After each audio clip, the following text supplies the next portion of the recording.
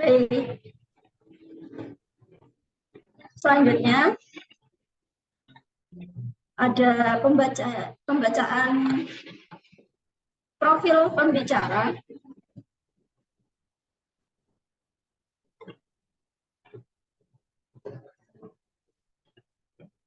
Baik,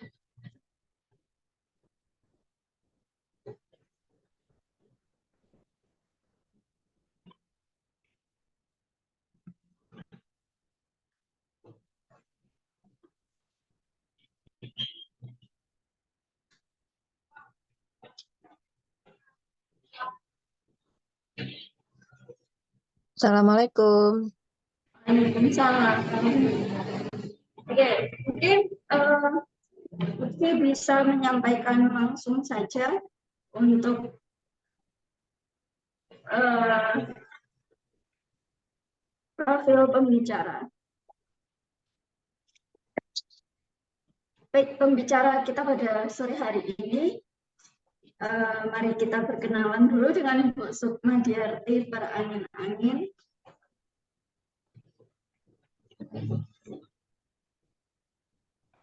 MPSI Psikolog. Beliau uh, merupakan seorang psikolog, juga trainer, coaching, dan pendiri CEO dari Positive Consulting. Beliau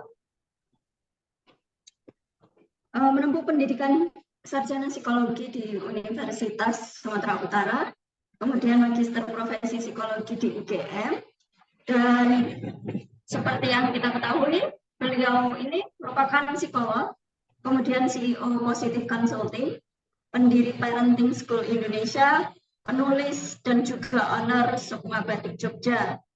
Kemudian beliau pun aktif menulis buku-buku ya, diantaranya ada buku Parenting School, yaitu yang berjudul Orang Tua Bahagia, Anak Tumbuh Ceria. Kemudian banyak lagi yang lainnya ya. Mungkin, oke, baik. Mungkin bisa di-mute dulu ya suaranya seperti itu. Baik, tanpa berlama-lama lagi, langsung saja kita mulai materi kita pada pada sore hari ini. Akan disampaikan oleh Bu Sukma. Waktu dan tempat kami persilahkan. Ya, terima kasih Mbak Lutfi. Bismillahirrahmanirrahim. Assalamualaikum warahmatullahi wabarakatuh. Alhamdulillahirrabbilalamin, senang sekali sore yang berbahagia ini ya. Kalau di sini cuacanya lagi hujan ini ya, lagi sejuk ya. Kita bisa berkumpul di sini dalam keadaan yang sehat. Salam kenal buat Bapak Ibu semuanya dimanapun berada. Ada Bu Lili dan juga ibu-ibu lainnya. Ya, terima kasih sudah berkenan untuk hadir dalam sharing yang kami adakan pada sore hari ini terkait dengan tema berdamai dengan anxiety. Ya, saya izin menampilkan slide-nya.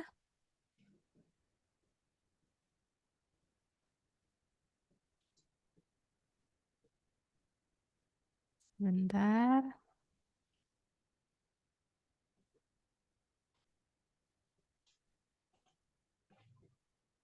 Ya, tema kali ini adalah tentang berdamai dengan anxiety. Apakah Bapak Ibu di sini ada yang pernah mengalami kecemasan?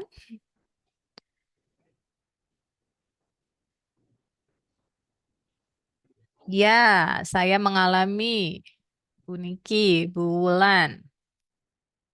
Ya, atau mungkin ada yang keluarganya, anggota keluarganya, adiknya, kakaknya, atau orang tuanya, anaknya yang mengalami kondisi kecemasan ini. Bu Lidi pernah, Bu Tina terkadang. Ya, oke baik ya. Saya Bu saat ini sedang GERD anxiety parah, Bu Retno. Oke, baik ya. Makanya ada hadir di sini ya. Kita belajar bareng-bareng ya, Ibu. Jadi tidak hanya nanti ilmunya bisa bermanfaat buat dirinya sendiri, tapi juga diharapkan nanti kita juga bisa membantu orang-orang terdekat kita, mungkin ada keluarga, orang tua, adik, kakak, teman yang mengalami kondisi kecemasan, bisa kita ya sharing-sharing ataupun berbagi ilmu yang kita dapatkan pada sore hari ini. Sebagai pembuka, ada sebuah quote ya, yang menyatakan bahwa no amount of wealth can change the past and no amount of worrying can change the future gitu ya. Yang mana artinya seberapa besar pun rasa bersalah kita atas kejadian-kejadian yang pernah terjadi di masa lalu ya, kesalahan kita, kegagalan kita, atau yang orang lain perbuat kepada kita yang membuat kita merasa bersalah ataupun menyesal, itu tidak akan mengubah yang sudah berlalu. Ya kan? Jadi seberapa pun kita pelihara itu rasa kesel, ya tetap aja apa yang membuat kita kesel itu udah terjadi. Begitupun seberapa besar kita pelihara rasa bersalah, penyesalan, ya, nggak bisa mengubah apa yang sudah terjadi di masa lalu. Nah, termasuk juga kekhawatiran-kekhawatiran yang kita pelihara saat ini atau selama ini juga tidak menjamin bahwa masa depan itu akan lebih baik kalau kita melihara kecemasan ini. Wah, kayaknya kalau saya pelihara nih kecemasannya yang saya takutkan ini tidak terjadi atau akan terjadi. Tidak menjamin nih ya. Jadi, daripada kita menyesali masa lalu ataupun mengkhawatirkan masa depan, nah, lebih baik kita berlatih untuk bisa menikmati hidup yang saat ini. Ya, karena masa lalu sudah lewat, walaupun kita pernah gagal, pernah berbuat salah, pernah mengecewakan ataupun pernah merugikan orang lain ataupun diri sendiri, penyesalan itu tidak membuat kita jadi lebih baik gitu. Tapi penyesalan itu justru membuat kita jadi takut nih. Ya kan? Jadi masa lalu itu menggiring kita untuk jadi khawatir akan masa depan. Nanti kalau salah lagi gimana? Nanti kalau gagal lagi gimana? Kan jadinya gitu ya. Kegagalan yang dulu membuat kita jadi takut ke masa depan. Ya. Nanti kalau saya coba lagi gagal gimana dong? Nanti kalau rugi lagi gimana dong? Nanti kalau buat salah lagi gimana dong? Diketawain orang dong, misalnya. Nah, jadi kondisi seperti ini membuat kita justru jadi tidak move on ataupun jadinya mager ya atau jalan di tempat. Maka dari itu, kalau kita menyadari dalam diri kita ada kondisi-kondisi seperti ini, itulah yang perlu untuk kita damaikan. Ya, jadi berdamai dengan kecemasan kita yang berasal dari pengalaman di masa lalu. Ya, jadi kecemasan ini memang dipengaruhi oleh pengalaman-pengalaman di masa lalu.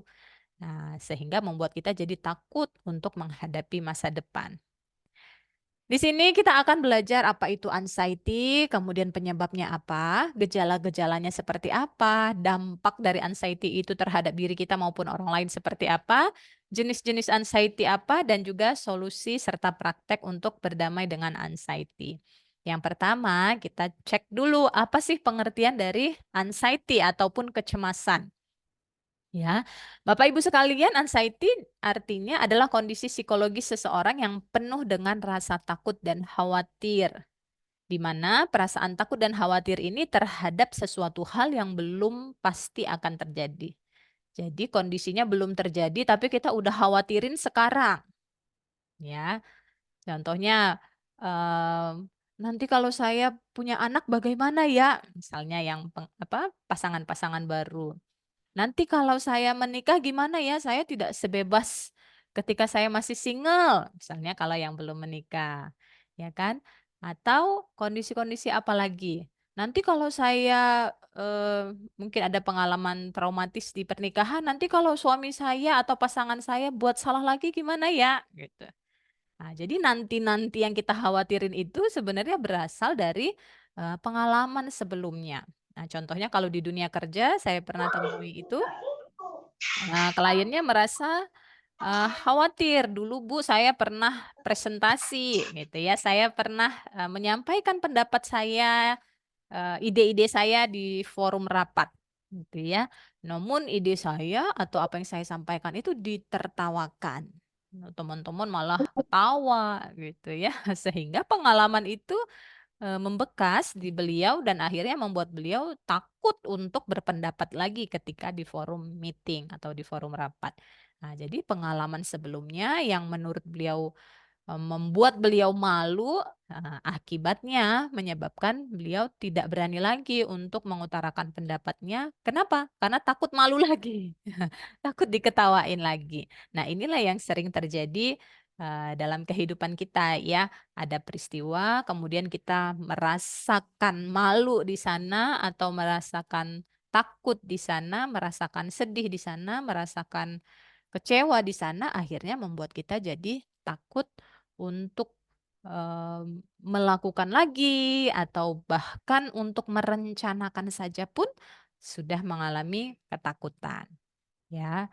Padahal Allah sesuai prasangka hambanya. Jadi kalau kitanya sendiri sudah meyakini kita nggak bisa, kita nggak mampu, kita nggak layak, nah gimana? Berusaha saja kita jadinya enggan.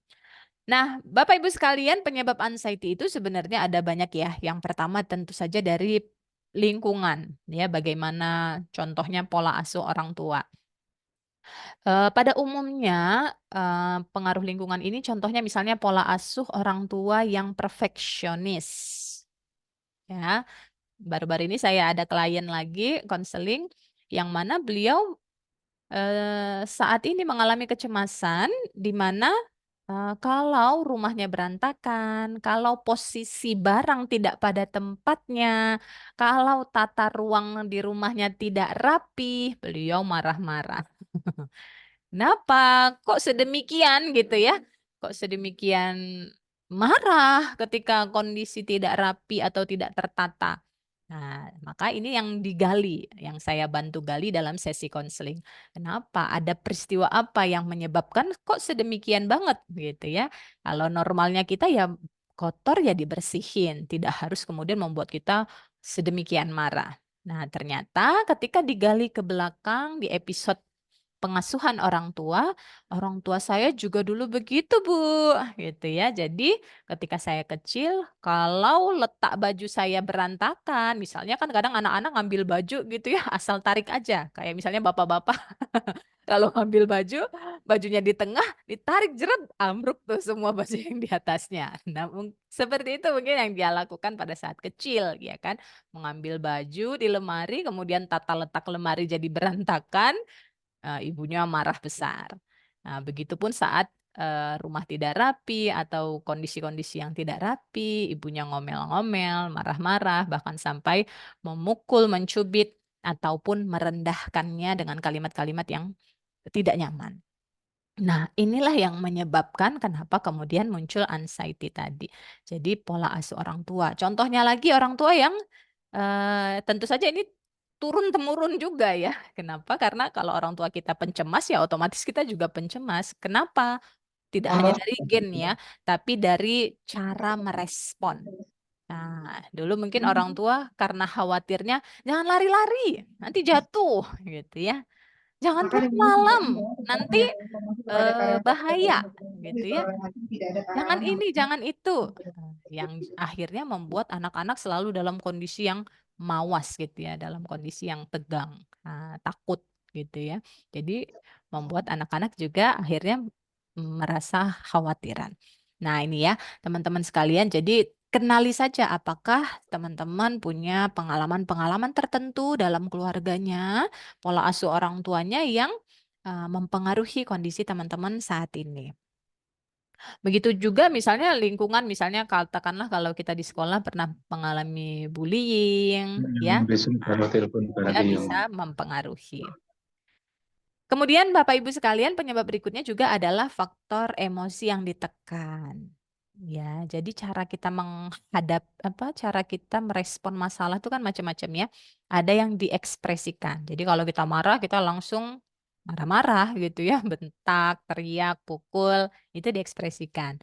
Nah, ada cara lain yang biasa digunakan oleh masyarakat kita, yaitu ditekan emosinya. Nah, contoh di kasus lain gitu ya. Dari kecil saya nggak dibolehin sedih, Bu. Jadi di rumah saya kalau adik saya nangis, saya sih nggak digituin. Tapi kalau adik saya nangis, bapak saya marah besar. Jangan nangis gitu. Dengan tegas tentunya ya. Jangan nangis. Gitu aja kok nangis gitu. Jadi terbiasa dari kecil emosi itu nggak diterima. Jadi apa yang terjadi ketika kitanya sedih, kita nggak mengizinkan si sedih ini hadir, ditekan gitu sedihnya. Ketika kita marah, kita nggak mengizinkan diri kita marah, kita tekan. Ketika kita kecewa, kita tekan emosinya. Termasuk kondisi-kondisi sedih, misalnya kita anak paling besar nih biasanya gitu ya dituntut untuk memahami situasi, bertanggung jawab atas adik-adik gitu ya. Maka kita ketika sedih nggak punya ruang untuk sedih karena harus bertanggung jawab ini dan itu, harus mengerjakan ini dan itu, yang mana akhirnya emosi yang dirasakan ditekan. Atau dalam relasi yang lebih dewasa, misalnya di pernikahan, ketika ada kondisi yang tidak cocok dengan pasangan, males ribut gitu ya, daripada diomongin justru jadi ribut, udah ditekan aja emosinya, dipendem aja, diem aja. Tapi diemnya bukan memulihkan, tapi diem dipendem. Nah, ini yang namanya ditekan.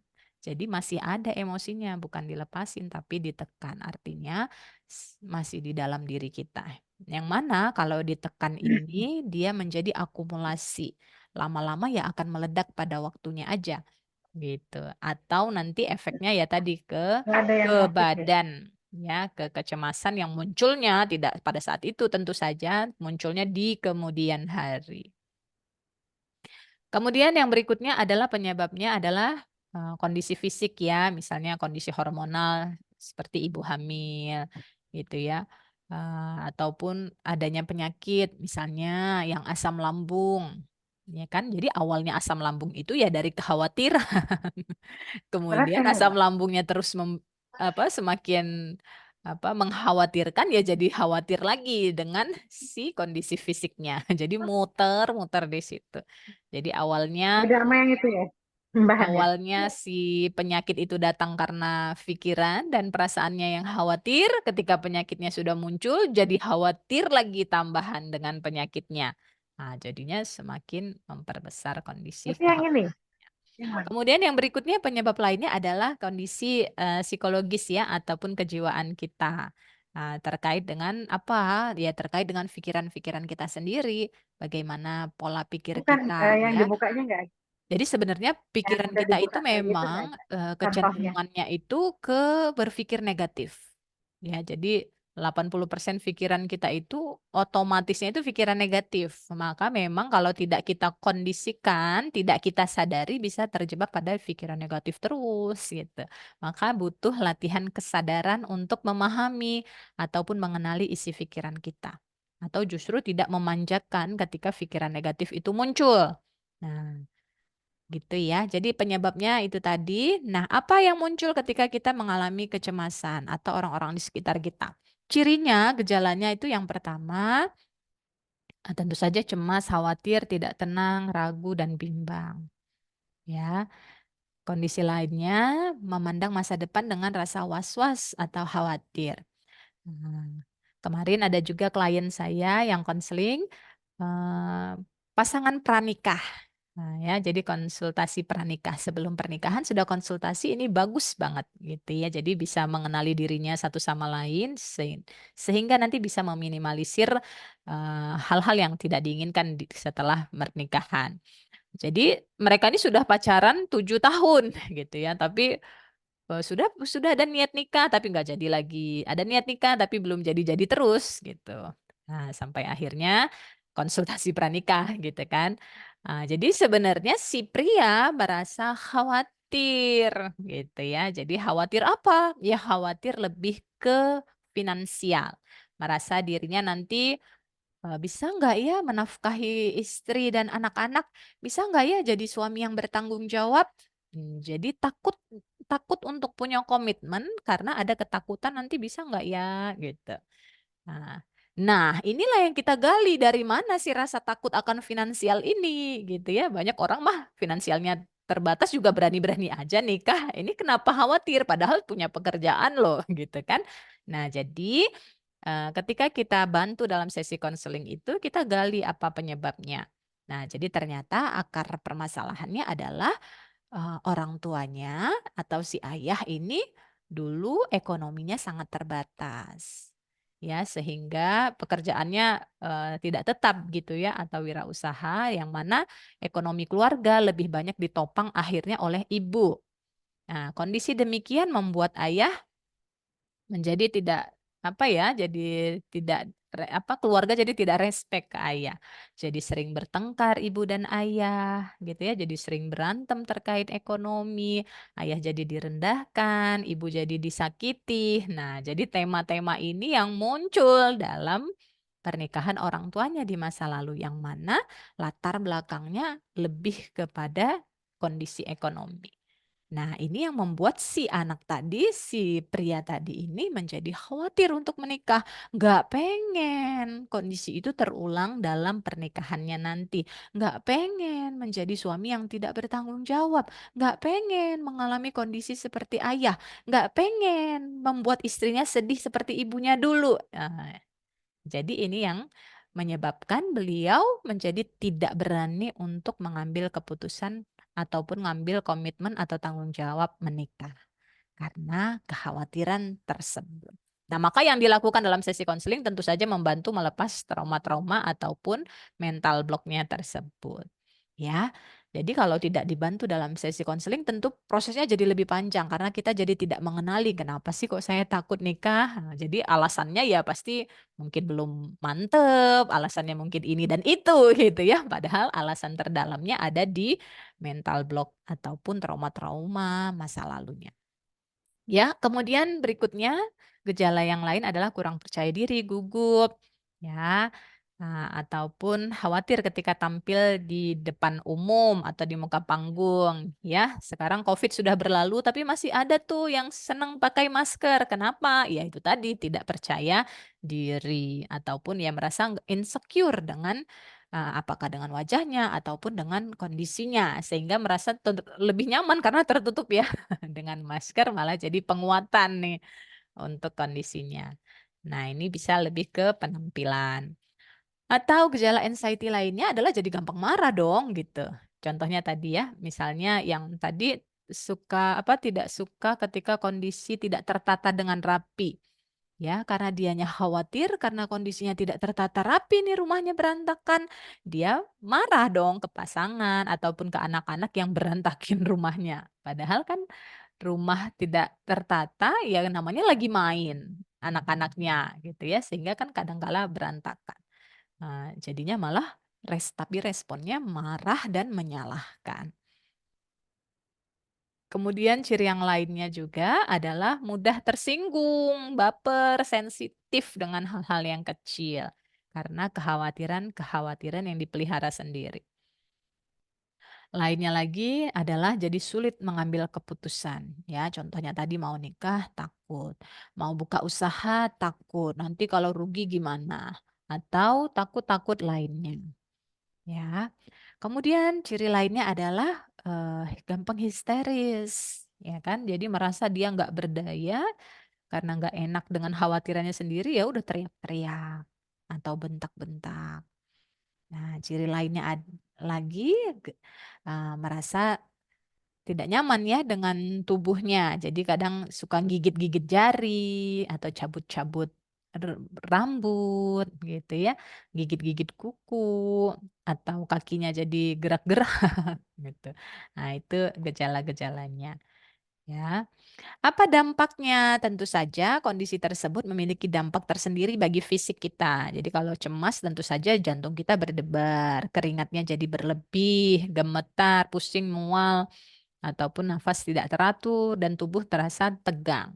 Ya, ini di fisik yang akhirnya nanti menimbulkan gejala psikosomatis. Ya, psikosomatis itu kondisi tubuh yang diakibatkan oleh adanya pikiran dan perasaan yang berlebih. Ya. Kemudian dampak berikutnya tentu saja secara sosial, jadinya menarik diri, ya.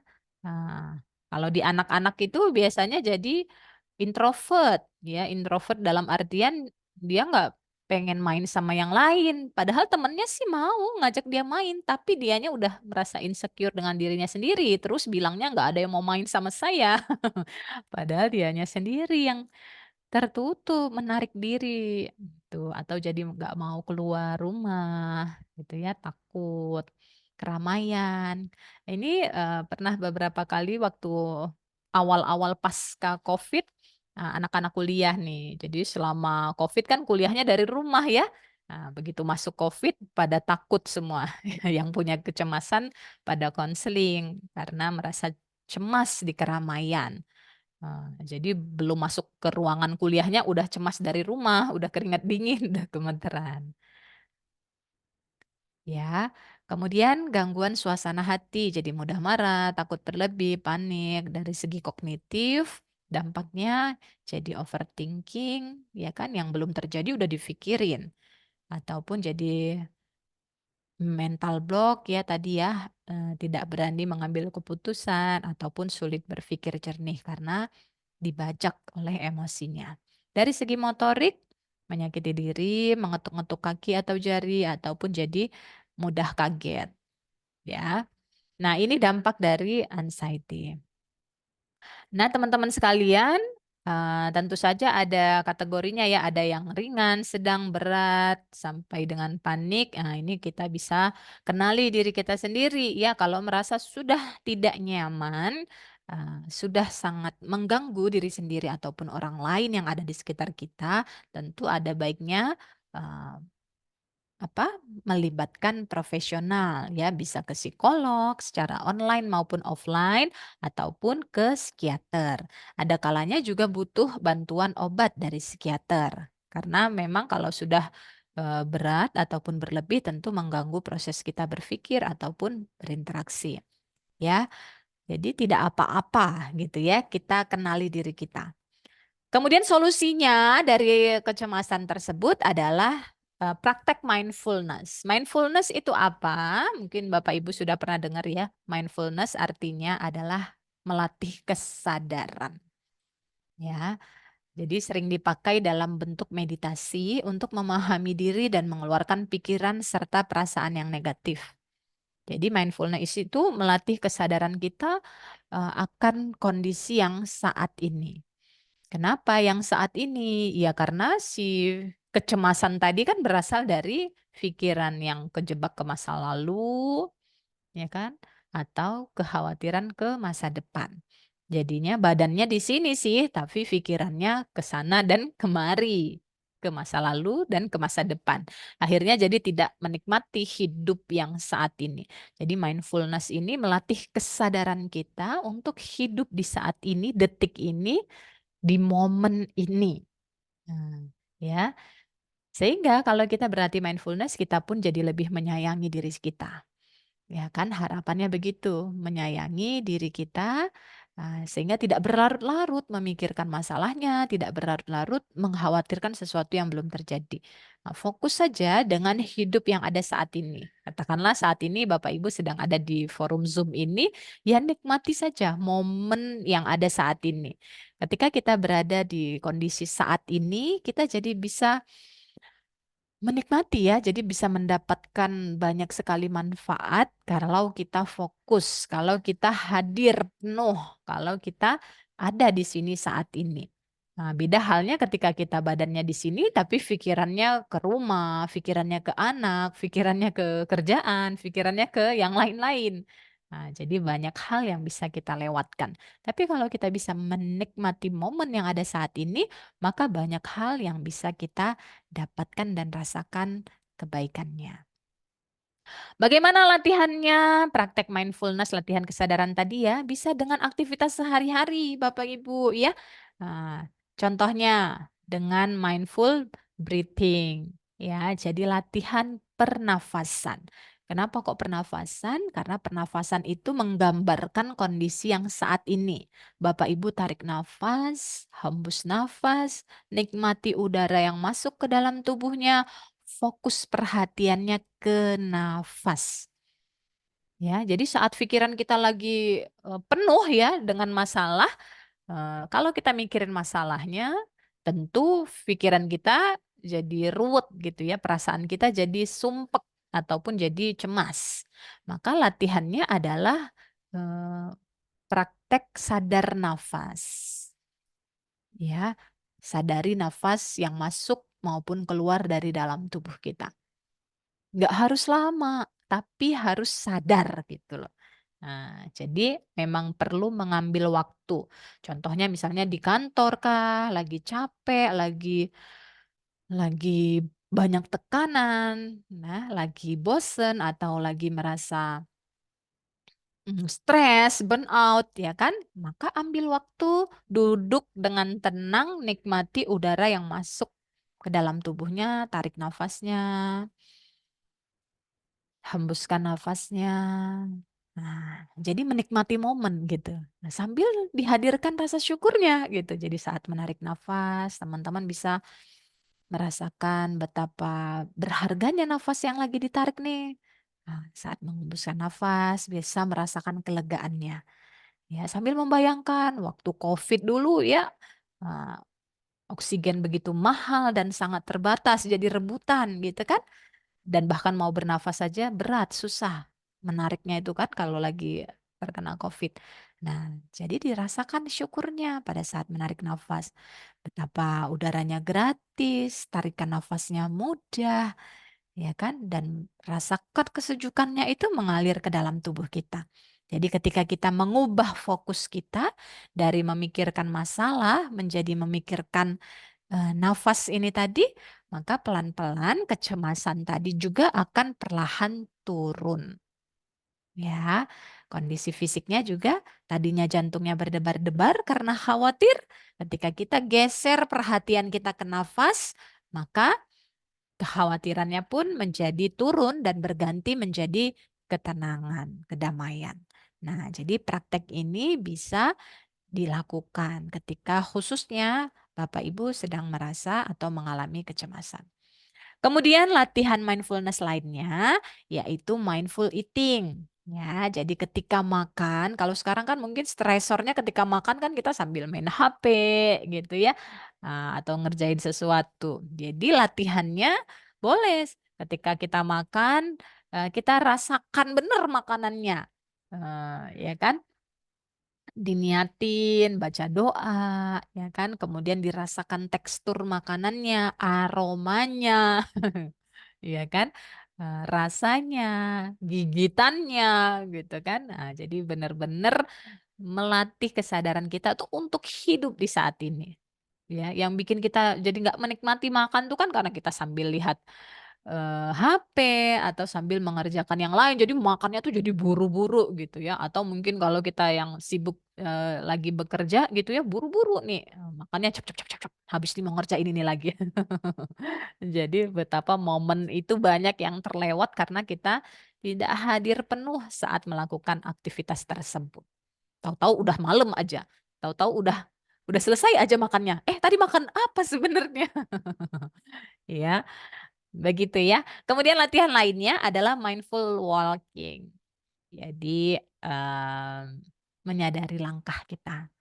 Bisa ketika di pantai atau kita menjejak kaki di pasir pantai itu ya contohnya ya. Menjejakkan kaki kena air. Atau kalau di halaman Bapak Ibu ada rumput di lapangan misalnya ya kalau pas weekend lagi olahraga ke taman atau ke lapangan, lepas alas kakinya, kemudian jejakkan kaki kita di rumput, di pasir, di tanah, di aspal boleh, menyatu dengan bumi kalau bahasa lainnya grounding. Kenapa? Karena ketika tubuh kita menyatu dengan bumi, energi ataupun toksin dalam tubuh kita itu juga terserap. Nah, terserap. Ya, contohnya misalnya mandi hujan, ya kan, menyatu dengan alam, berjalan di pasir, berjalan di rumput. Lakukan dengan mindful, dengan sadar. Makanya kalau kita ke alam tuh kan rasanya nyaman ya, tenang. Nah, karena itu banyak energi positif di sana. Jadi kalau kita lagi banyak energi toksinnya menyatulah dengan bumi. Ya. Kemudian yang berikutnya adalah mindful Betting ya. Jadi saat kita mandi lakukan dengan sadar. Nah, ini pernah saya ceritakan ya kalau di beberapa kelas itu saya sampaikan kisah tentang seorang pasien kanker. Ini ada saya kutip dari bukunya Chicken Soup ya, healing the soul gitu ya, healing your soul. Jadi memulihkan jiwa dari kisah-kisah inspiratifnya. Jadi ada pasien kanker, beliau sudah tinggi lah stadiumnya ya. Kemudian sudah jauh banget imunitasnya gitu ya. Sampai kemudian di tengah dia hampir putus asa dengan kondisi tubuhnya itu ya, pada hari itu dia melihat perkembangan tubuhnya yang makin terpuruk ya, makin berat badannya makin turun ya, dan lain-lain dan lain-lain. Dia memutuskan untuk mandi. Dia memutuskan untuk menyayangi dirinya. Apa yang dia lakukan? Dia mandi dengan penuh cinta. Dia basuh tubuhnya, dia guyur dengan air, dia sabuni, dia sampoi badannya. Tapi kali ini bukan sekedar mandi, karena biasanya kita mandi guyur-guyur, belum lagi kalau udah mau hampir telat ya, guyur sana, guyur sini aja.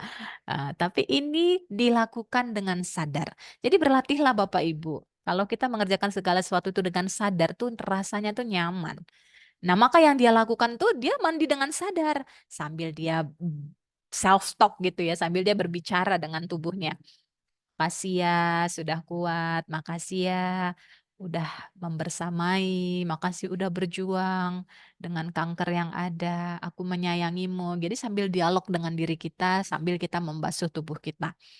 Nah, minta maaf ke diri, menyayangi diri sambil mengusap tubuhnya itu ya, menyabuni tubuhnya itu dengan penuh cinta.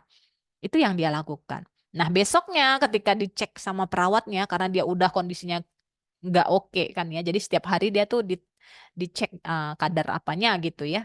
Saya lupa kadar ininya. Nah, jadi ketika besoknya setelah dia mandi itu dicek ternyata kondisinya meningkat gitu ya. Jadi ke arah positif gitu, membaik sampai perawatnya kaget. Kamu ngapain tadi malam? Eh, jadi pasca dari itu dia terus membaik, dia semakin menyayangi dirinya, dia semakin sadar dengan apa yang dia lakukan, semakin mencintai tubuhnya, ya. Dialog-dialog dengan dirinya pun semakin positif dan kondisinya terus membaik, terus membaik, terus membaik sampai akhirnya dia nulis kan, nulis kisah hidupnya itu di Chicken Shop itu bahwa kondisinya terus membaik sehingga bisa menjadi inspirasi. Nah, ini bisa kita lakukan, ya. Ketika mungkin kita merasa sumpek banget mandi. Nah, jangan malah makin nggak mandi. Nah, orang depresi itu kan nggak mau mandi, ya. Jadi kalau kita tahu kita lagi banyak pikiran, kita lagi perasaan yang nggak enak, mandi, bersentuhan dengan air. Karena air itu memang menyejukkan. Satu, memang air itu menyejukkan. Tambah lagi kalau kita lakukan dengan sadar, tentu semakin memulihkan. Berikutnya, Bapak Ibu sekalian adalah dengan mindful praying. Jadi ketika kita sholat atau beribadah, lakukan dengan sadar. Itu sebabnya kenapa sholat khusyuk itu bisa powerful banget efeknya, dampaknya. Karena dilakukan dengan khusyuk, mindful, sadar. Sadar dengan gerakannya, mulai dari niat ya, dari niat berwudu. Ya, saat kita berwudu, ini kan lagi-lagi kena air nih. Nah, saat kita membasuh tangan, ya Allah, kalau tangan ini tadi habis nyubit anak, habis melakukan yang nggak baik, mohon maafkan. Saat membasuh mulut, ya Allah, kalau tadi lisan ini ada yang menyakiti hati pasangan saya, tolong dimaafkan. Nah, hidung membasuh mata, kalau mata ini ya Allah melihat yang tidak sepantasnya, tolong dimaafkan. Ya kan? Membasuh muka. Ya kan? Kalau muka ini tadi merengut aja, tolong ya Allah dimaafkan. Tangan ini, kepala ini kalau banyak pikiran, mikirin yang tidak seharusnya difikirin, yang belum terjadi udah difikirin, yang udah lewat masih difikirin, tolong ya Allah dilembutkan, dijernihkan. Jadi sejak mengambil wudhu kita sudah melakukannya dengan penuh kesadaran. Nah, begitupun saat gerakan sholatnya, mulai dari takbiratul ihram sampai seterusnya, sampai nanti selesai salam, kemudian berdoa, dilakukan dengan penuh kesadaran. Nah, maka inilah yang kemudian memberikan efek tenang. Ya kan, makanya harusnya ketika kita selesai sholat tuh memang kudunya memang jadi tenang. Makanya kan di Al-Quran Allah berfirman, ingat Allah maka hati jadi tenang. Kalau tadi gelisah, khawatir, cemas, sedih, marah, ingat Allah. Supaya apa? Supaya jadi tenang. Karena kalau kita ingat masalah tentu jadi gelisah. Kenapa kita diperintahkan untuk mengingat Allah? Itu kan sebenarnya bentuk pengalihan. Supaya jangan mikirin masalahnya. Karena makin dipikirin kamu makin gelisah, solusi makin jauh. Ingat Allah aja supaya fokus perhatian kita, fokus pikiran kita tidak lagi ke masalah yang kita khawatirkan, tapi ke Allah. Sehingga kalau kita ingat Allah, maka hatinya jadi tenang. Gitu. Itu dia kenapa. Maka kemudian teknik lainnya adalah dengan terapi air. Nah, bukan air yang tadi ya, ini beda lagi. Airnya adalah singkatan dari akui. Apa yang diakui? Akui bahwa kita sedih. Akui kalau misalnya ketika ingat masalahnya kita jadi marah. Akui kalau misalnya kita keinget nanti gimana ya, jadi cemas. Akui aja bahwa perasaan cemas itu, khawatir itu memang selama ini ada dalam diri kita. Jadi jujur sama diri sendiri itu maksudnya, menyadari bahwa ya memang ada nih kecemasan dalam diri saya. Tapi kalau kita aja nggak jujur gimana orang lain mau bantu atau kita membantu diri kita sendiri? Enggak kok saya baik-baik aja. Nah, nggak apa-apa kalau nggak baik-baik aja, akui saja. Oke, kemudian I-nya adalah izinkan. Izinkan itu maksudnya ya diterima. Kalau lagi sedih nggak apa-apa, izinkan saja. Mau nangis ya boleh, gitu kan? Mau kesel ya nggak apa-apa, izinkan perasaannya. Yang boleh itu perasaannya, bukan perbuatannya. Contoh misalnya kita sedih terus kita mukul-mukul diri kita ya nggak boleh. Kita marah terus kita bentak-bentak orang ya nggak boleh. Yang nggak boleh atau dipertanggungjawabkan itu perbuatannya. Tapi kalau perasaannya mah fitrah boleh, memang Tuhan kasih. Jadi izinkan. Karena perasaan ini kalau diizinkan hanya bertahan 20 detik saja. Tapi kan nggak nyaman rasanya. Debar-debar. Akhirnya kita alihkan. Maka belajar untuk mengizinkan ataupun memberi ruang pada perasaan kita untuk hadir apa adanya. Ya, setelah diizinkan hadir, maka jangan lupa diizinkan pulang, diantar pulang, atau direlakan. Jangan ditahan.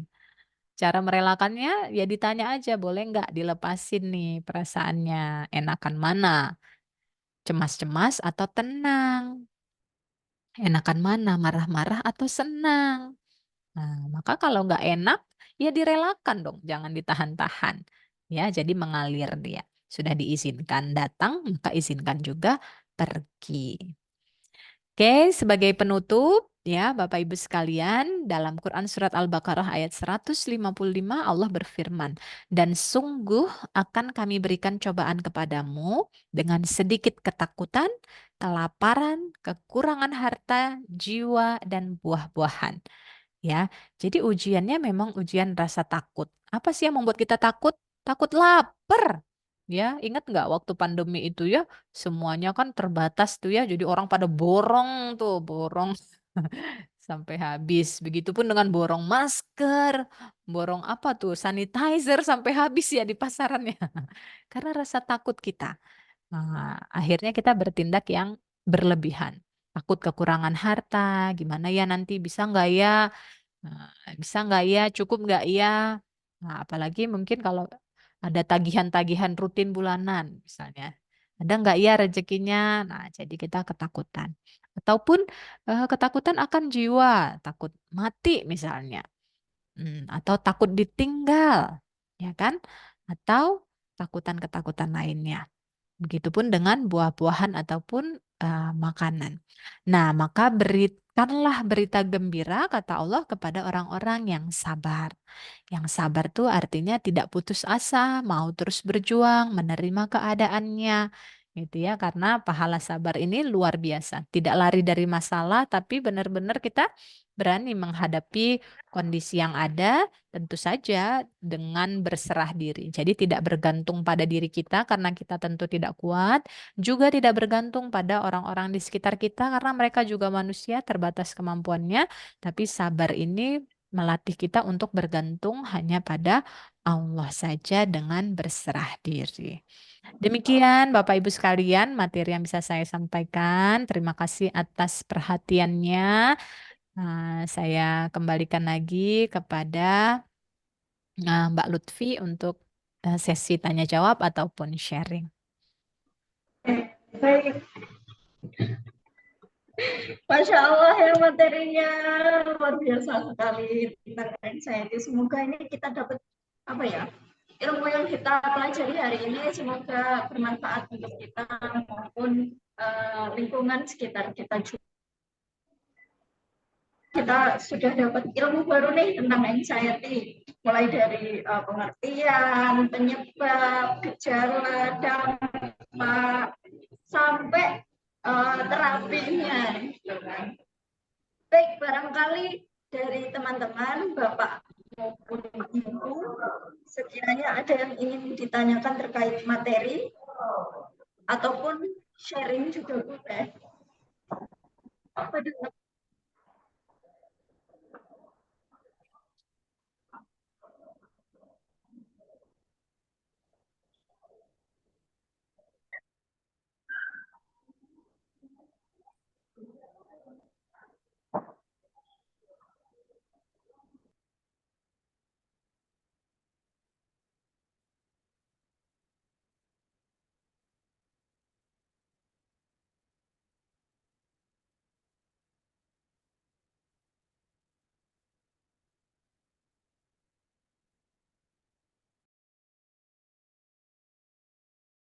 Apakah ada yang ingin bertanya?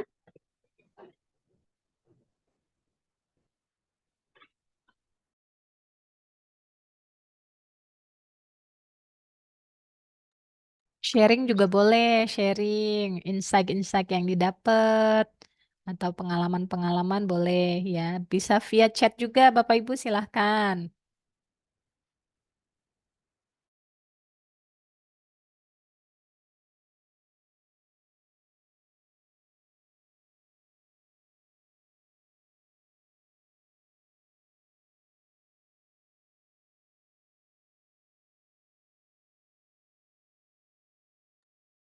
Saya aja deh Bu yang mau sharing.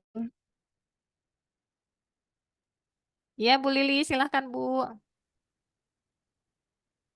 Iya, saya mungkin sama dengan Assalamualaikum warahmatullahi wabarakatuh sebelumnya. Waalaikumsalam warahmatullahi. Monggo Ibu. Mungkin yang ibu-ibu rasakan saat ini pernah saya rasakan.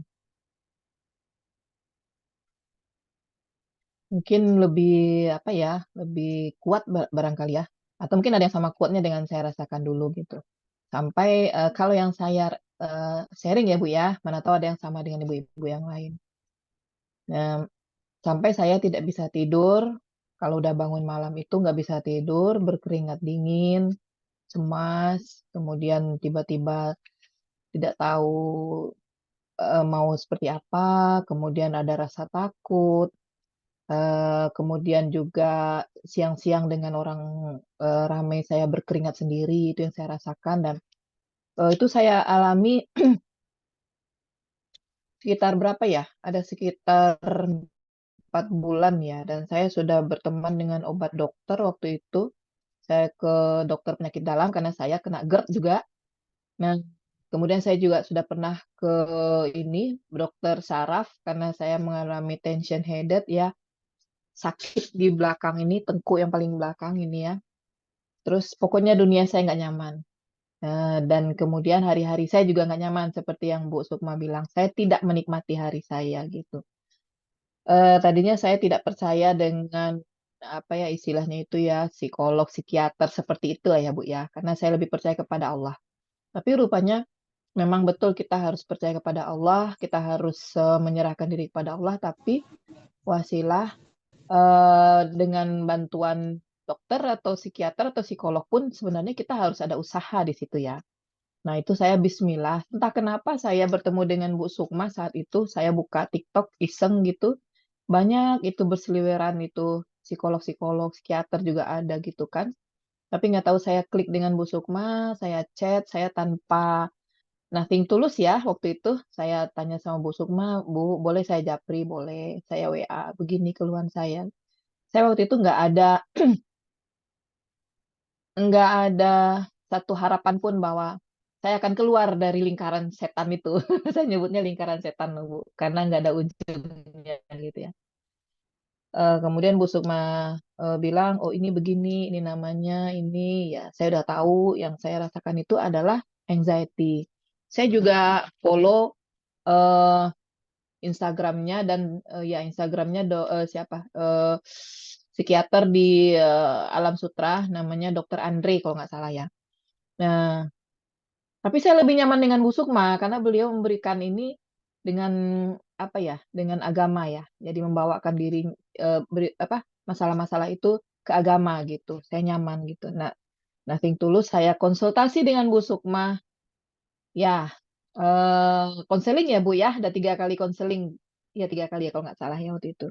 Bismillah itu kan saya serahkan semua masalah saya kepada Allah dan saya berharap dengan bantuan Bu Sukma saya bisa teratasi. Suami saya yang tadinya tidak mensupport saya untuk konsultasi dengan psikolog, tapi 1 kali pertemuan saya alhamdulillah menunjukkan perubahan yang sangat-sangat dilihat oleh suami saya dan saya juga merasakan. Saya bisa langsung tidur nyenyak, saya bisa mulai menerapkan apa yang Bu Sukma bilang dengan konsep tadi melepaskan, letting go ya, kemudian berdamai, memaafkan, maafkan orang lain, maafkan diri kita. Itu saya selalu terapkan, saya terapkan, tapi di situ memang harus ada usaha. Harus ada usaha supaya kita sembuh, supaya kita sehat. Karena yang membuat saya kuat adalah saya punya anak-anak dan saya punya suami. Jadi itulah yang membuat saya harus bangkit, harus bangkit. Nah, setiap kali saya ngeliat suami, dia udah agak kelelahan saat itu, istilahnya itu, apalagi sih yang dipikirkan. Saya nggak tahu, saya mikirin apa gitu saat itu. Tapi yang jelas, kok mumet. Kemudian saya merasa tiba-tiba ketakutan. Nggak tahu tiba-tiba kayak ada yang nyerang gitu. Takut tiba-tiba. Cemas tiba-tiba. Semua serba tiba-tiba. Di dalam mall yang dingin, saya bisa berkeringat. Luar biasa anxiety itu. Terus melalui konseling dengan Bu Sukma, alhamdulillah kali pertama suami saya ngeliat kok damai kelihatannya saya gitu dan saya juga merasakan efeknya gitu kan. Konseling yang kedua, bahkan di konseling yang ketiga kita sempat tertunda karena Bu Sukma waktu itu kurang sehat dan saya saat itu mengambil momennya bagus saya diundur konselingnya karena saya ingin melihat tanpa konseling saya bisa sendiri nggak ya gitu. Alhamdulillah saya bisa sendiri. Eh kalau buat ibu-ibu ya, Bu Sukma ini saya ngelihat beda dengan psikolog yang lain karena beliau ini membawakannya ke agama. Disitulah saya merasa nyaman dan suami saya juga mau gitu. Sebelumnya mendengar kata psikolog itu, udah deketin sama Allah aja, udah sholat aja, udah zikir aja, udah minta aja sama Allah habis sholat. Itu udah saya lakukan. Cuman mungkin saya nggak tahu kliknya. Seperti yang Bu Sukma tadi konsepnya itu adalah kenali, kemudian kenali apa yang kita rasakan. Saya saat itu merasakan kecemasan, saya itu merasakan ketakutan. Saat ketakutan itu datang, saya izinkan dia masuk, seperti yang Bu Sukma bilang. Padahal sebelumnya saya setiap kali merasa ketakutan, saya lawan, Bu. Saya lawan ibu-ibu ya. Jadi setiap kali saya merasa tiba datang serangan itu, saya bilang, ah, enggak, udah pergi sana, pergi sana. Ternyata konsep itu salah. Ternyata saya nggak boleh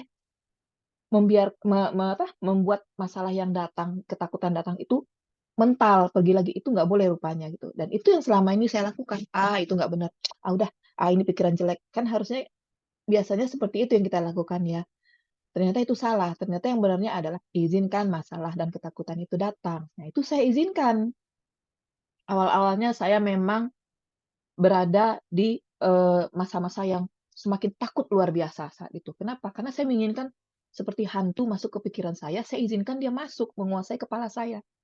Kemudian saya bertanya dengan diri saya sendiri, eee, apa yang saya rasakan? Oh, saya merasakan ini. Saya kenali, saya merasa takut, saya merasa cemas, saya merasa nggak jelas, galau, berkecamuk, semua campur aduk. Padahal dunia di luar saya baik-baik aja. Anak-anak saya baik-baik aja, alhamdulillah, suami saya juga. Malah mereka ngelihat saya justru mereka cemas sendiri gitu. Saya tidur di samping suami saya, AC saya hidupkan 18, dia tidurnya saya berkeringat.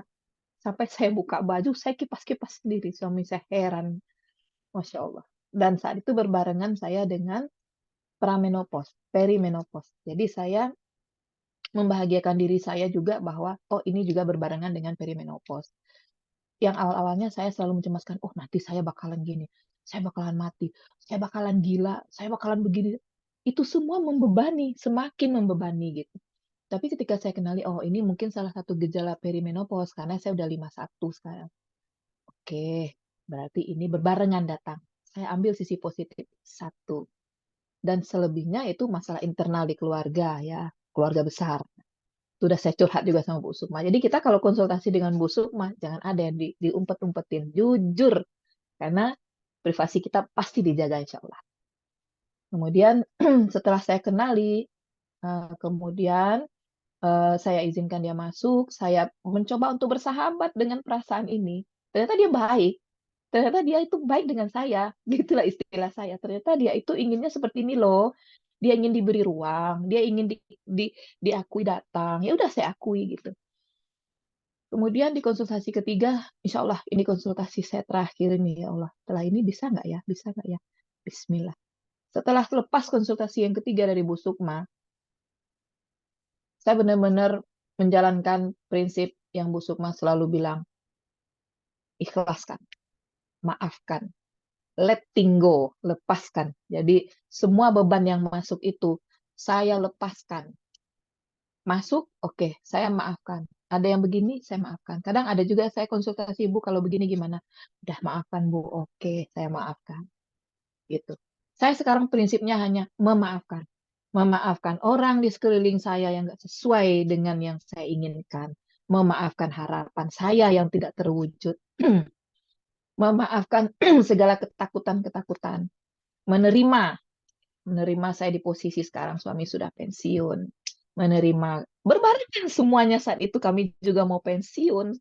Kami harus pindah rumah dari rumah perusahaan saat itu ke rumah sendiri yang biasanya air gratis, yang biasanya air gratis, listrik gratis, semua gratis. Akhirnya kami harus bayar sendiri dan ternyata fine-fine aja. Baik-baik aja kok. Ketakutan yang saya rasakan waktu saya mau pensiun, Bu, nanti kalau kami pensiun, suami saya harus kerja di luar kota. Suami saya harus udah kaya gitu. Bagaimana Bu Sukma? Jalannya aja Bu, ini kan belum terjadi. Karena yang kita takutkan belum tentu terjadi. Saya jalani. Ternyata enjoy-enjoy aja. Bahkan suami saya dalam sebulan itu bisa 3 kali keluar daerah. Saya fine-fine aja karena saya sekarang merasa memiliki dunia sendiri. Artinya itu yang biasanya kalau di rumah lama saya nggak bisa ngapain karena itu rumah perusahaan, nggak bisa diteplok-teplok begini, nggak bisa. Kalau di rumah sendiri walaupun kecil, saya nyaman, saya bisa nempel ini, saya bisa ini, saya bisa. Jadi hari saya ternyata habis. Ternyata yang saya takutin itu nggak seperti yang terjadi sekarang gitu. Jadi memang betul ya ibu-ibu, kita tuh dimainkan oleh pikiran kita. Itu yang selalu saya jaga. Karena perasaan seperti ini dia bisa kembali kalau kita mengikutkan apa yang ada di hati kita. Istilahnya itu kita mengikutkan negative thinking tadi, dia bisa ini. Kalau kita nggak cepat-cepat melepaskan, memaafkan. Karena kita kan selalu bersinggungan dengan orang nih. Kepala orang beda-beda. Dia mau A, kita mau B. Nah, kalau kita keke bilang B, tapi dia maunya A, kalau kita orang seperti saya orang perfeksionis, nggak menerima sakit. Tapi sekarang saya sudah melepaskan. Cuman saya selalu mengikuti apa yang diingin Bu Sukma. Kenapa? Karena saya masih belum 100% mengatakan bahwa saya itu bisa lepas sendiri gitu. Walaupun saya harus yakin ya. Makanya selalu ada webinar, ada ini, saya selalu pepet Bu Sukma untuk ikut. Saya sarankan kalau Ya Allah. ibu-ibu yang sudah nggak sanggup, jangan dipaksakan sendiri, saya sarankan. Karena saya udah merasakan, saya udah setengah gila saat itu. Gitu Masya aja Bu Allah, Sukma. barakallah. Assalamualaikum Bu warahmatullahi Lili, wabarakatuh. luar biasa ya. Senang dengan kemajuannya Bu Lili, alhamdulillah. Ya, jadi Alhamdulillah, benar banget tadi alhamdulillah. Bu Lili menekankan lagi ya, jadi dihadapi. Jadi rasa takut itu bukan dilawan, Bapak Ibu ya. tapi dihadapi. Tadi rumusnya air. Akui kalau kita lagi takut nih, kemudian izinkan. Izinkan itu artinya kita menghadapi si rasa takut itu. Kemarin saya juga ada klien dari luar kota juga secara online via Zoom. Jadi biasanya beliau itu kalau sudah beliau kan bekerja gitu ya. Jadi baru separuh hari, ya baru separuh hari sudah nelpon suami, jemput, jemput, jemput. Padahal lokasi suami dengan kantornya dan rumah itu jauh.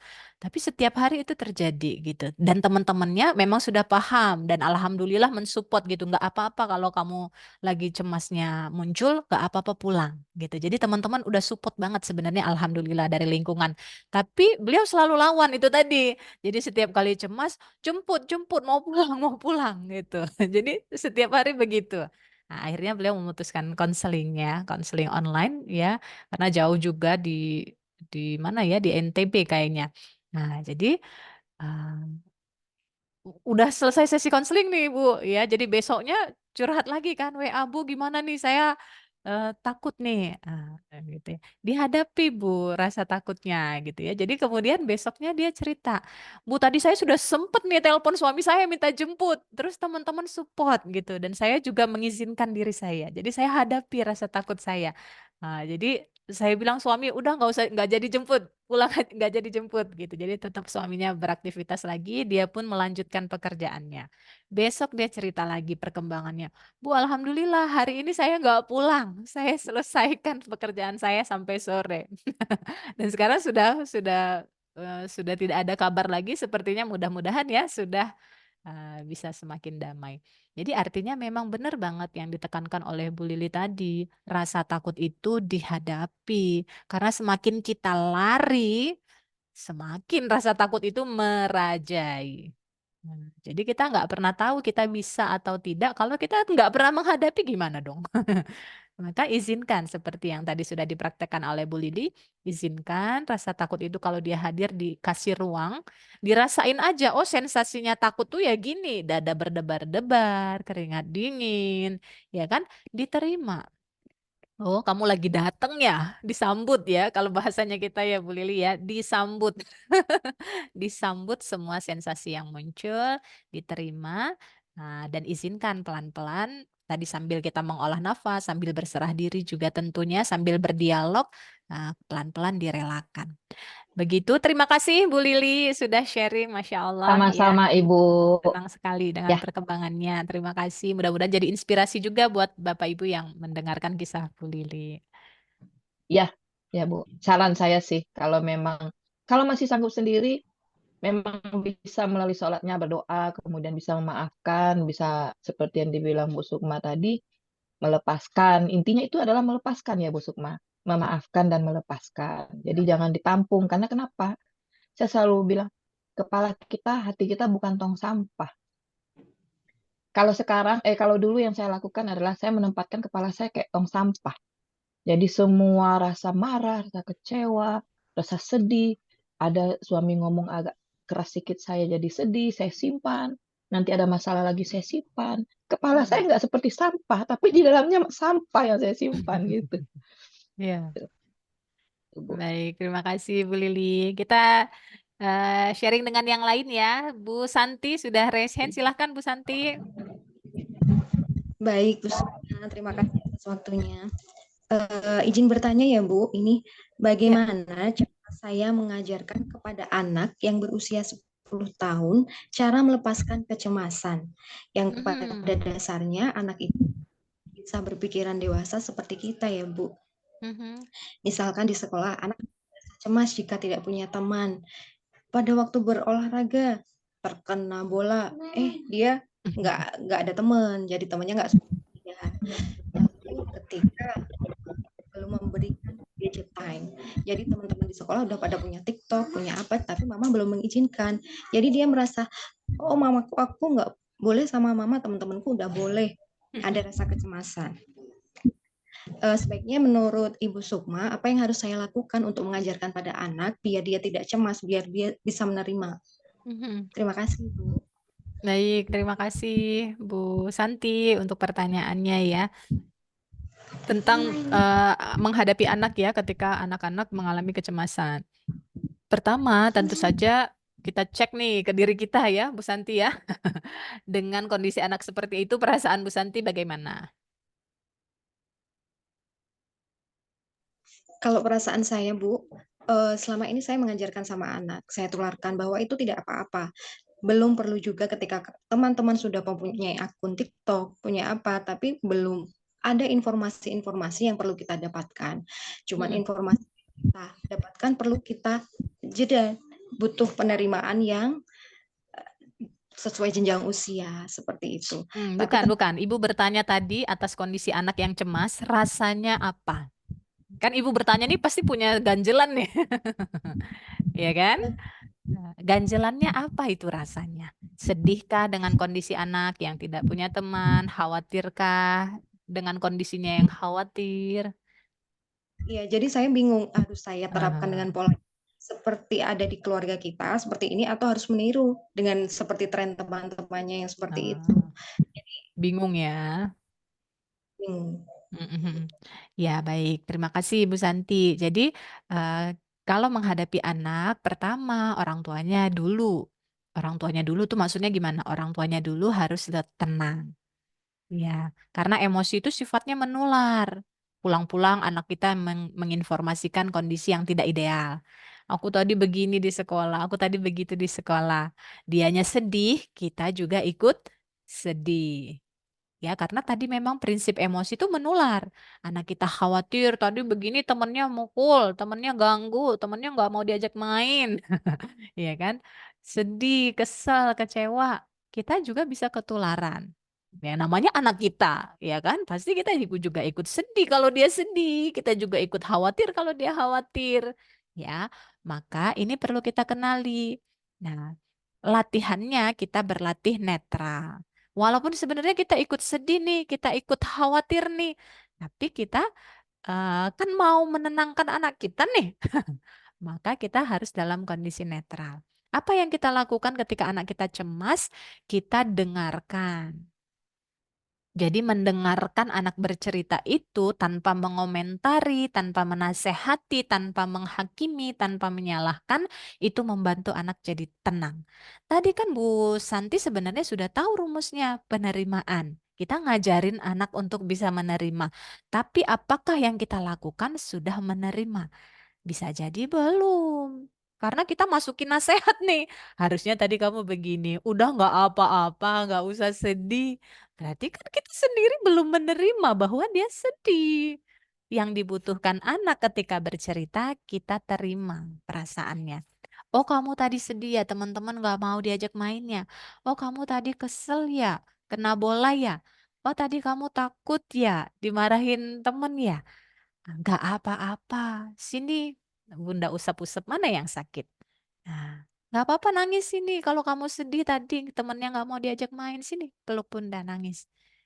Itu adalah bentuk penerimaan kita bahwa nggak apa-apa kamu sedih, nggak apa-apa kamu khawatir. Nah, jadi kalau ke anak tadi kan Bu Santi mengakui anak-anak belum bisa berpikir dewasa, belum bisa diajarin nih, kamu terima, kamu akui, kamu relakan, kan nggak bisa begitu. Cara kita meresponlah yang dilakukan seperti itu tadi, kita menerima, mengakui itu berarti kita memvalidasi emosinya. Oh tadi kamu sedih ya, teman nggak mau diajak main. Nah, itu namanya validasi emosi, mengakui. Jadi kita validasi sehingga anak tahu dia ngomel ini, dia curhat ini karena dia lagi sedih. Nah, oh nggak apa-apa kalau sedih, izinkan. Kan air tadi akui, izinkan. Nggak apa-apa kalau sedih. Wajar dong kamu sedih. Pastinya kamu pengen main sama teman. Tapi mereka nggak mau ya wajar banget kamu sedih. Nggak apa-apa. Sini kalau mau nangis nggak apa-apa sini. Dipelukan bunda. Nah, sambil diusap-usap. Nggak apa-apa. Ya, jadi diizinkan. Baru kemudian sekarang boleh nggak sedihnya dilepaskan, direlakan. Nah, boleh nggak teman-temannya tadi dimaafin, yang nggak sengaja ngendang bolanya, yang belum mau main sama kamu, boleh nggak dimaafin? Nah, itu cara untuk merelakan. Jadi kira-kira seperti itu Bu Santi yang bisa kita lakukan. Jadi kita yang membantu dalam step-stepnya tersebut untuk anak bisa menerima perasaannya dan merelakan emosinya. Ya, tentu saja kitanya tadi harus tenang dulu. Kalau enggak tadi kita bisa salah respon, malah kita membuat dia makin cemas. Harusnya kan kamu begini, harusnya kamu begitu. Nah, itu yang bikin cemas. Karena jadinya menuntut sesuatu yang sebenarnya anak belum mampu. Kalau dia mampu mah udah dia lakukan di sekolah, ya kan? Nah, begitu ya, semoga bisa diterima. Baik, Bu Sukma, terima kasih. Sama-sama, Bu Santi. Berikutnya Mbak Lutfi, ada lagi?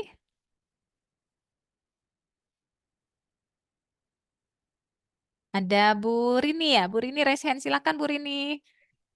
Baik, terima kasih. Assalamualaikum warahmatullahi wabarakatuh. Waalaikumsalam warahmatullahi.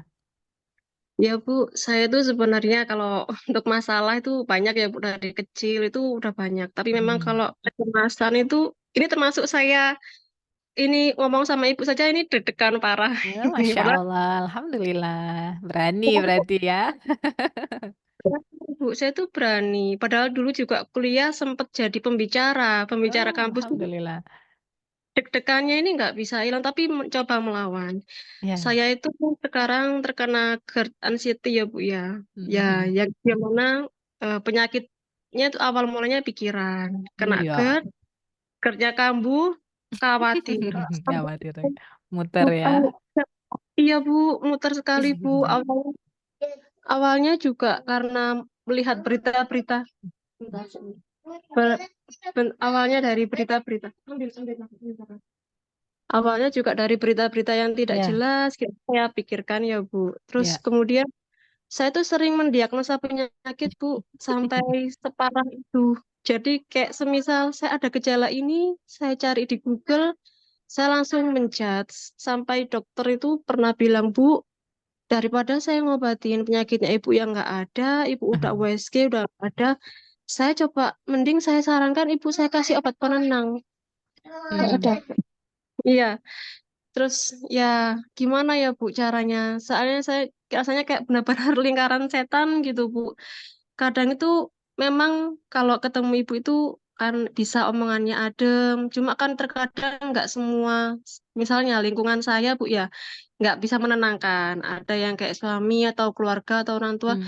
wis cuma pikiranmu aja yang nggak mereka nggak mencoba untuk memvalidasi atau Ya. bagaimana gitu Bu. Ya itu bagaimana sekiranya untuk mengurangi Bu. Takutnya nurun ke anak, soalnya anak saya juga sudah mulai apa ya Bu, kayak ada gejala-gejala kayak saya gitu, kayak ya mulai khawatir gitu anaknya mulai terlalu emosi berlebihan. Terima Ya. kasih sebetulnya Ibu. Terima kasih Bu Rini. Tepuk tangan dong buat Bu Rini loh. Sudah berani loh menghadapi rasa takutnya ya. Dan mengakui itu hebat loh. Jadi mengakui itu membantu kita untuk rilis sebenarnya. Tadi kan mengakui ya, Bu saya sebenarnya ini deg-degan loh mau ngomong sama ibu mau nanya ini. Itu kan bentuk Bu Rini sudah mengakui emosinya. Dan kemudian Bu Rini mengizinkan, walaupun Bu Rini takut, deg-degan, Bu Rini mengizinkan untuk tetap ngomong di sini. Ya kan? Iya, iya. Nah, gimana rasanya setelah Bu Rini mempraktekkan itu? Sudah mengakui, mengizinkan. Sekarang Lega rasanya banget. gimana? Lega banget. Semenakutkan itu ternyata tidak enggak? Iya Bu, setelah dilewati nggak menakutkan, tapi sebelum itu kayak semuanya tuh kayak jurang. Padahal sebenarnya ada jembatan, tapi aku sampai Sekarang, tadi kan deg-degan nih sebelum ngomong tuh kan. Sekarang iya. sudah ngomong, sudah dialog, sudah menyampaikan rasanya gimana? Sudah enggak deg-degan sih, Bu. Kayak memang sedeg-degan itu tuh secepat itu. Waktu mau tadi ngasih reaksi angkat tangan itu udah deg-degan. Aduh, deg-degan. Nyiapin pertanyaan deg-degan. Tadi juga dari spesialis penyakit dalam, ya menyampaikan pertanyaan sudah disiapkan. Soalnya saya kan hitungannya juga orangnya agak itu ya, Bu, ya, detail ya. Jadi ke dokter spesialis penyakit dalam itu menyiapkan Perfect rekaman. juga nih. Hmm. Menyiapkan rekaman suara, menyiapkan list pertanyaan gitu. Ya. Jadi sampai dokternya bilang, Bu, daripada nanti kebanyakan obat, mending minum probiotik sama atur pola pikir. Nanti Hmm. takut kebanyakan obat, seperti itu. Iya. Sekarang rasanya sudah lebih Sudah enak? Iya, Ya, jadi seperti itu aja sebenarnya. Ini kan sudah merasakan nih berarti. Ya kan, sudah iya, merasakan kan? Jadi rasa takut itu tidak semenakutkan itu ketika kita kasih ruang, kita hadapi. Nggak apa-apa mempersiapkan diri boleh, tadi nyiapin pertanyaan dan lain-lain ya. Nah, ketika sudah dihadapi, diizinkan, ya kan? Tadi kan mengizinkan untuk bertanya, raise hand, kemudian ngobrol, gitu kan? Dan ternyata bisa dilewati. Sekarang udah damai nih, udah tenang nih, ya Saya kan? saya sama suami saya tuh sering kan, saya overthinking parah juga kan Bu, sampai saya tuh bilang, lebih baik kita tuh memikirkan sesuatu itu dari kemungkinan terburuk gitu. Dari posisi saya, bilang aja saya tuh overthinking, maksudnya Hmm. pembelaan kemungkinan terburuk. Jadi kalau ada kemungkinan terbaiknya kan, ya jadi nggak khawatir. Tapi suami saya tuh bilang, kenapa nggak milih kemungkinan terbaik aja, Iya, nggak berharap. betul. Enakan mana? Mikirin masalah atau mikirin yang diinginkan? Ya Mikirin mikirin, sakit atau mikirin sehat? ya mikirin sehat Bu. Nah, jadi yang membesar itu adalah apa yang kita pikirin. Kalau yang kita Iya, pikirin masalahnya, yang membesar rasa takutnya. Kalau yang kita mikirin sembuhnya, sehatnya, maka yang membesar rasa syukurnya, rasa senangnya, rasa damainya. Ya kan? iya, Nah, jadi iya, fokus digeser. Memang latihan ya, Bu Rini, dilatih aja. Ya. iya, Nah, Bu. terima kasih sudah berani. Boleh dong bilang thank you ke dirinya. Coba dipeluk dirinya. Kasih thank you untuk diri sendiri. Mau Ya bilang Allah, apa ke dirinya? terima kasih ya Allah, terima kasih diri ini sudah sanggup, sudah benar-benar bisa melewati, sudah berusaha ada keinginan untuk sembuh, ada keinginan untuk mencari solusi, mencari untuk konsultasi, berobat, mungkin untuk mendekatkan diri sama Allah yang memang kurang. Mhm. Ya, gimana rasanya setelah berterima kasih ke diri? Jadi Coba dirasain. ada satu hal yang saya lupa, Bu. Ternyata diri saya sendiri nggak pernah saya ingat. Yes. Ya, jadi obatnya Ketika, berterima kasih pada diri. Ya, maka iya, ketika kita sudah berani mencoba seperti ini, bilang dong makasih. Hmm. Ya, iya, ketika dia nggak berani, kita omelin diri kita. Gitu aja nggak berani, takut terus. Giliran kita udah berani, ingat nggak berterima kasih ke dirinya? Lupa kan? iya, Hmm. iya, Bu, benar. Nah, maka setiap ada kemajuan pada diri kita, say thank you. Makasih diriku. Iya, Ya. iya, Nah, nanti setelah ini dilanjut lagi. Banyakin terima kasih. Karena rasa terima kasih, rasa syukur menambah hal-hal baik datang. Kan Allah udah bilang, siapa yang bersyukur Allah tambah lagi. Siapa yang pandai berterima kasih pada dirinya, nah, makin besar lagi cintanya, makin besar lagi ketenangannya. Insya Allah pulih. Ya, iya, begitu Bu. ya, Bu Iya, Rini. Terima kasih. banyak Bu Sukma. Insya Sama-sama, Allah. Ibu. Alhamdulillah. Ini Masya Allah udah 5:30 tapi masih banyak yang tanya ya. Satu lagi ya, Mbak Lutfi Apakah ya, penutup ya. Boleh ya, dipilih, Mbak Lutfi. ini dari chat ya Bu ya mungkin ya. Oh iya, Soalnya tadi. tadi kan sudah live hand yang dari chat ini apa terabaikan gitu kan. Baik dari Bu Niki, Mbak Niki. Mbak Niki yang raise hand ini nih. Oh iya. Oke.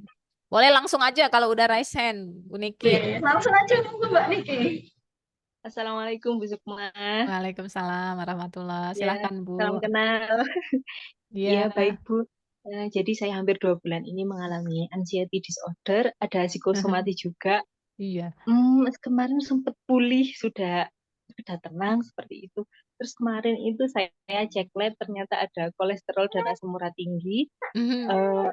Awalnya tenang tuh. Terus akhirnya saya tuh nakal ya. Saya mohon maaf ada suara bayi.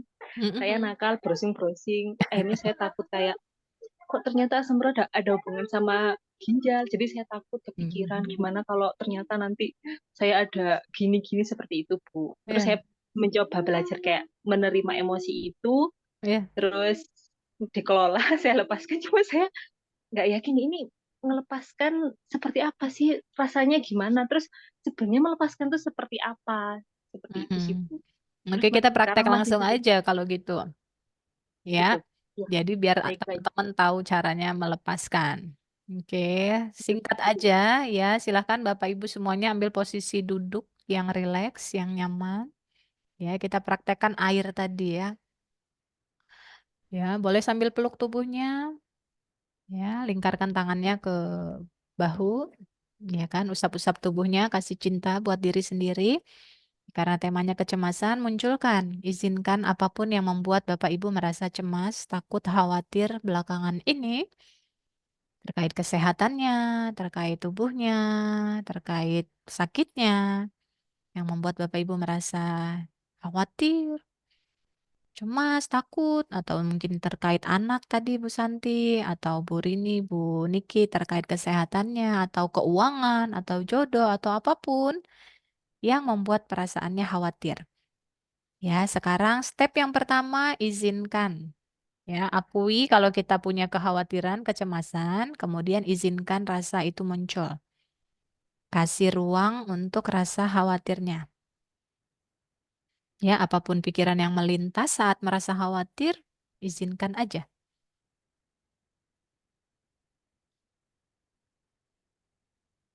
Sudah? Kalau sudah, kemudian tanyakan pada dirinya, bolehkah rasa khawatir, cemas, takut ini diterima? Teman-teman boleh jawab, boleh nggak perasaan ini diterima, diakui, memang saya punya kekhawatiran, memang saya takut, memang saya cemas. Boleh nggak diterima aja perasaannya.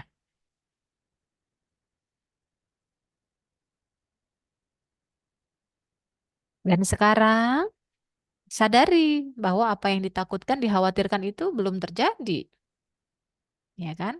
Ataupun penyebabnya sudah lewat, ya. Sekarang boleh nggak dilepaskan aja rasa khawatirnya? Bapak Ibu bisa jawab. Boleh nggak kekhawatiran ini, kecemasan ini dilepaskan? Enakan mana? Cemas-cemas, takut-takut, atau tenang? Kenali si cemas ini adalah Bapak Ibu atau Bapak Ibu yang menyadari bahwa dirinya cemas. Kalau kita yang menyadari bahwa kita punya kecemasan, maka kita punya kuasa untuk memilih terus dipendam kekhawatirannya, dipelihara, atau dilepaskan saat ini. Ya, Bapak Ibu bisa jawab ya, mau nggak melepas kecemasannya? Kapan mau dilepas? Mau sampai kapan dipelihara? Kapan ini mau dilepas? Ya, maka jawablah sekarang saat ini. Karena yang nyata itu ya saat ini. Ya. Kapan Bapak Ibu mau lepas kecemasan-kecemasannya, kekhawatirannya? Sekarang. Oke, lepaskan saja. Ya. Kalau masih ada sisa-sisa kecemasan, kekhawatiran di sana, izinkan hadir.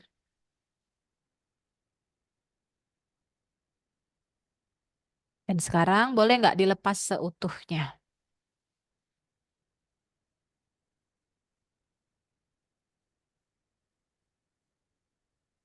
Oke, ya.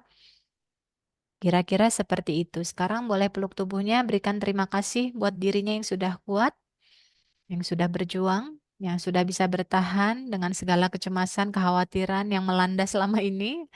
Boleh dong kasih apresiasi buat diri sendiri yang sudah berhasil berjuang melewati hingga sampai di titik ini.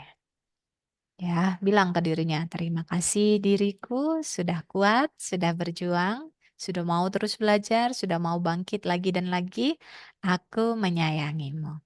Kamu berharga, layak punya hati yang tenang, layak bahagia, layak menikmati hidup yang ada saat ini dan ke depan. Karena aku menyayangimu. Maafin aku yang dulu ya. Kalau suka cemas-cemas, sedih-sedih, marah-marah. Maafin ya. Kita berdamai ya. Oke, sudah tarik nafas yang panjang. Tarik kecemasannya, kekhawatirannya yang masih tersisa. Lalu buang pakai nafas, lepaskan, relakan, ikhlaskan. Ya, pelan-pelan boleh hadir kembali di sini, buka mata dan tersenyum penuh kelegaan. Alhamdulillah, Rabbil alamin. Seperti itu kurang lebih proses pelepasannya. Jadi kita bisa bertanya ke diri kita, mau nggak dilepasin ini? Kan nggak nyaman, mau terus dipelihara atau dilepaskan. Ya, gimana Bu Niki? Apa yang dirasakan Bu Niki? Sudah bisa terasa Alhamdulillah. proses pelepasannya? Ya, alhamdulillah Bu, terasa tadi itu pas mau bertanya ke Ibu, mata saya kedutan, bibir saya kedutan. Itu tadi pas proses saya tutup mata, terus melepaskan, terus tanya ke diri saya itu kayak kok hilang kedutannya, terus kayak lebih Masya Allah. apa ya, kosong ya, apa ya, seperti itu. Saya kemarin nyoba apa ya, kan sudah pernah lihat itu cara-cara pelepasan, cuma apa ya, kok nggak lega. Ini tadi kok kayak oh ternyata kayak gini. Mungkin saya kurang komunikasi sama diri saya ya, jadi saya cuma Yes. bilang lepaskan, tapi saya nggak tanya sama diri saya. Ini mungkin seperti itu ya Bu. Jadi Terima dengan kasih berdialog, banyak ya Bu bertanya kan Sukma. kita jadi lebih sadar, mau nggak gitu kan? Iya, iya, Ya. iya, iya. Ya, ya. Hmm. Ya, terima kasih Bu. Alhamdulillah ya. Jadi tubuh kita kan Alhamdulillah. merespon ya. Tadinya kalau karena mau bertanya, cemas muncul kedut-kedut ya, mata, bibir tadi ya. Alhamdulillah ya, sudah mengizinkan dirinya bertanya dan sudah merelakan ya untuk melepaskan. Kedut-kedutnya hilang sendiri. Sampai bingung tuh Bu Niki. Oh, udah hilang ya? Ya, jadi dengan membaiknya perasaan kita, maka tubuh kita membaik. Begitu juga tadi dengan Bu Rini dan teman-teman lain kalau masih ada psikosomatisnya, dengan membaiknya perasaan kita, semakin lama kita di zona tenang, syukur, damai, insya Allah tubuh kita juga akan mengalami pemulihan. Begitu ya, Bapak Ibu sekalian, webinarnya terima kasih banget atas antusias dan kehadirannya. Ini nanti insya Allah rekamannya kita share di YouTube saya, @sukmadiarti Psikolog. Ya, jadi teman-teman bisa ulang lagi sesinya, materinya juga bisa di-share, boleh. Ya, silahkan di-share supaya makin banyak lagi yang bisa merasakan manfaatnya.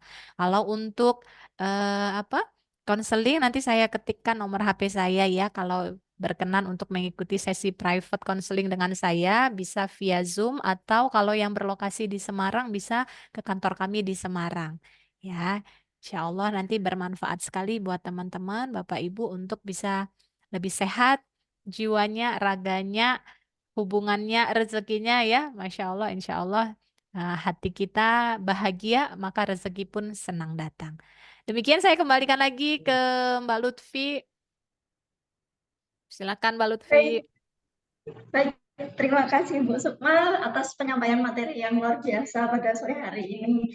Lutfi juga berterima kasih kepada teman-teman Bapak Ibu semuanya yang sudah bergabung menyempatkan diri untuk menghadiri webinar ini. Bahkan tadi sampai ada yang bertanya ya, Masya Allah banyak sekali pertanyaan yang kemudian belum bisa terjawab semua. Mohon maaf, mungkin di lain kesempatan kita akan mengadakan webinar lagi buat teman-teman, stay tune untuk selalu update info-info kami di Positive Consulting dan juga Sukmadiarti Psikolog. Nah, bagi teman-teman, Bapak atau Ibu yang kemudian mengalami gejala atau dampak anxiety ya yang sudah mulai bahkan sudah mempengaruhi lingkungan sekitar atau bahkan kesehatan pribadi ya, kami menyarankan untuk kemudian supaya tidak berlarut-larut untuk segera menemui ahlinya seperti itu. Nah, di sini kami Sukma Positive Consulting memberikan layanan konseling pernikahan juga, kemudian parenting ya Bun ya. Baik, untuk info lebih lanjut bisa teman-teman semua dapatkan baik di Instagram, Facebook, TikTok maupun YouTube kami. Seperti itu. Baik, mungkin itu dulu dari kami ya, karena waktu juga sudah melebihi batas. Dan Masya Allah nggak terasa saking serunya mungkin ya. Insya Allah semoga Allah memberikan kita kesempatan untuk bertemu di lain kesempatan. Baik, demikian dari saya sebagai MC. Apabila terdapat banyak kesalahan saya mohon maaf, dan sebelum Lutfi cukupkan webinar pada sore hari ini, marilah kita untuk beristighfar sebanyak-banyaknya. Astagfirullahaladzim. Kemudian hamdalah, alhamdulillahirabbil alamin. Kemudian kafaratul majlis, subhanakallahumma wa bihamdika asyhadu an la ilaha illa anta astaghfiruka wa atubu ilaik. Jazakumullah khairan katsiran kepada teman-teman semua. Semoga apa yang Bu Sukma sampaikan pada sore hari ini bermanfaat untuk teman-teman pribadi maupun lingkungan sekitarnya. Baik, sekian dari saya. Wassalamualaikum warahmatullahi wabarakatuh. Waalaikumsalam Waalaikumsalam warahmatullahi warahmatullahi wabarakatuh. wabarakatuh.